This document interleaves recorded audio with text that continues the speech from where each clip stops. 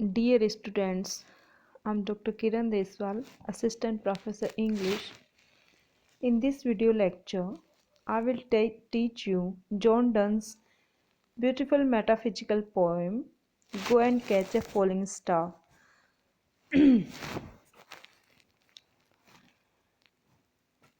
poem Go and Catch a Falling Star was published in 1633 in his collection of poems entitled as Songs and Sonnets. This poem is also titled as Song. So, before starting the poem, let us have a brief introduction of this poem.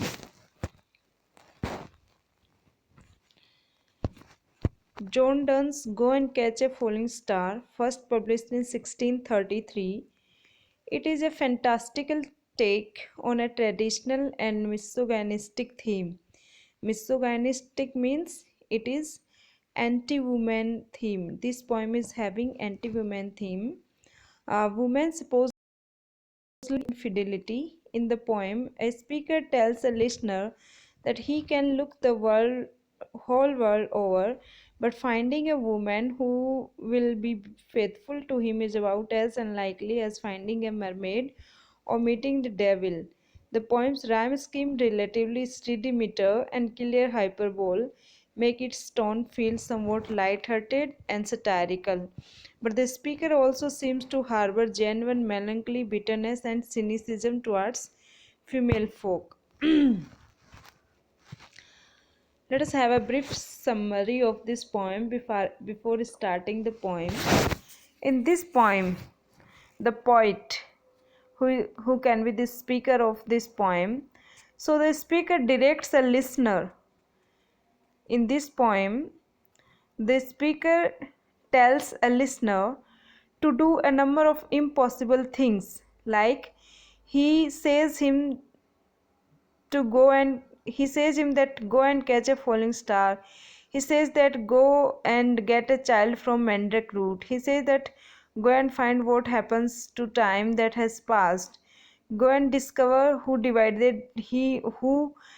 cleft the devil's hoof into two parts, who cut the devil's foot, to teach him to hear the songs of mermaid, what mermaids sing, or to avoid ever feeling envy, and finally to discover the favorable wind that might push a truthful and faithful person onward.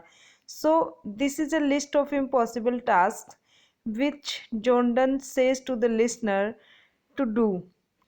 If the listener was born with power to see mysterious and invisible things, the speaker continues, then he should go on an impossibly long quest of 10,000 years until he has become an old man and his hair has gone white. When he comes back from this journey, he will have all kinds of stories about the magical things he saw, but he will swear that among them all he never saw a woman who was both faithful and beautiful. In metaphysical poetry, the poet gives arguments to prove his point of view. Here, John Donne wants to say that it is impossible to find a woman who is both faithful and beautiful. So, to reinforce his statement, he again and again giving arguments against this thing. If the listener does find such a woman, he should tell the speaker. It would be wonderful to journey to meet her, but no. The speaker changes his mind. He would not go to meet this imaginary woman, even if she lived next door, because even if she were faithful when the listener met her and stayed faithful long enough for the listener to write the letter describing her to the speaker, she would inevitably have cheated on 2 to 3 lovers by the time the speaker got to her. So let us begin our poem, and in this poem we will also point out metaphysical traits of the poetry. Go and catch a falling star. First of all, students, metaphysical poetry has 5 or 6 major features. First of all, abrupt beginning, अचानक से शुरू हो जाती है कविता बिना किसी background के. Go and catch a falling star, go and catch a falling star. John Donne एकदम से किसी को आदेश दे रहा है कुछ करने का। Second feature is use of hyperbole. In this poem we will have a lot of hyperbole. Third thing, conceit. John Donne has used conceit in his poetry, that is known as metaphysical conceit. Fourth, argumentative. The poem is argumentative. Fifth, vocabulary is very tough. It combines vocabs from every sphere and region. And six, unification of sensibility. In this poem, thoughts are mingled or associated with ideas. Go and catch a falling star. Get with child a mandrake root. Tell me where all past years are, or who cleft the devil's foot. Teach me to hear mermaids singing, or to keep off envy's stinging, and find what wind serves to advance an honest mind. So, this is a list of impossible tasks which the speaker wants to say someone to perform or to do. First of all, he says to go and catch a falling star. सबसे पहले वो कहते हैं जाओ एक टूटते हुए तारे को पकड़ो। हम सभी को पता है कि टूटते हुए तारे को पकड़ना आसान नहीं है। So first task is go and catch a falling star. Get with child a mandrake root. Get a child from mandrake roots. It is said that the mandrake tree weeps like a child, weeps like a human being, weeps like a person. So here the poet suggests that go and get a child from mandrake roots. It is impossible to get a child because producing children is the capacity only of human beings. So it is impossible to get a child from a tree. So this is the second impossible task. Tell me where all past years are. No one knows where past time has gone. In this line, John Donne says to find out the past years, the past time, which is impossible. This is 3. Who cleft devil's foot? Again he asked to find out the person who had cleft devil's foot.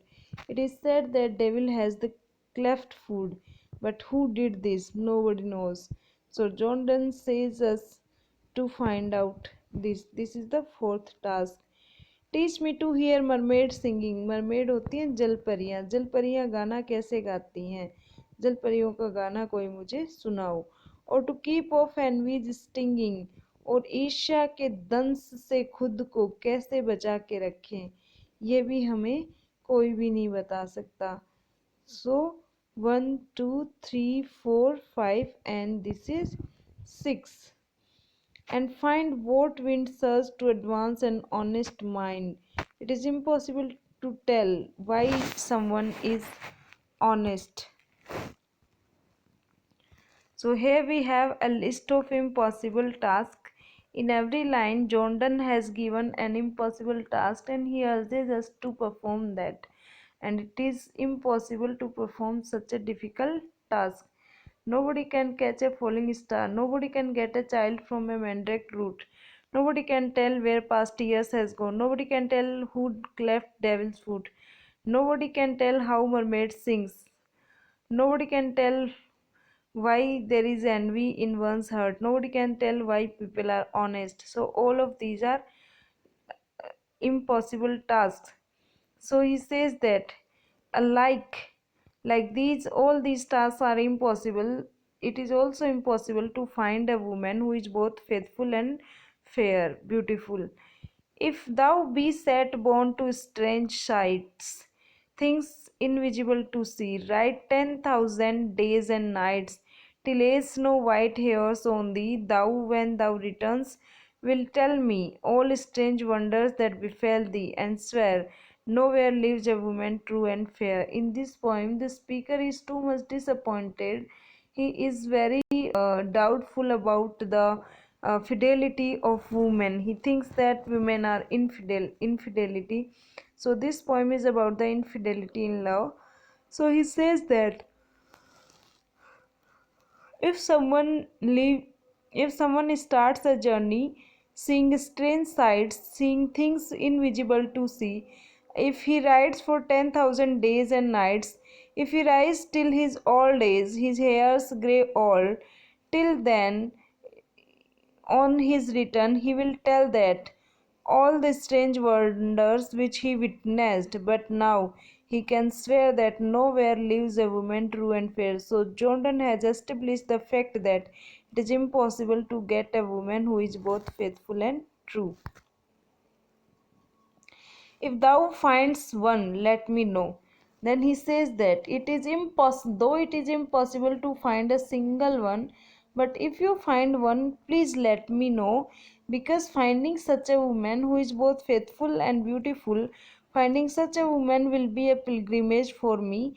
Yet do not I would go. But he changes his mind. He says that I will not go there, because though at next door we might met, you might have met her at the next door, though she were true, तब हो सकता है वो वफादार हो, when you met her, जब आप उससे मिले, and last till you write your letter, first आप उससे मिले, सेकंड आपने मुझे पत्र लिखा, थर्ड मेरे पास पहुंचा, मैं पढ़ा, मैं वहाँ आया, and last till you write your letter, yet she will be falser.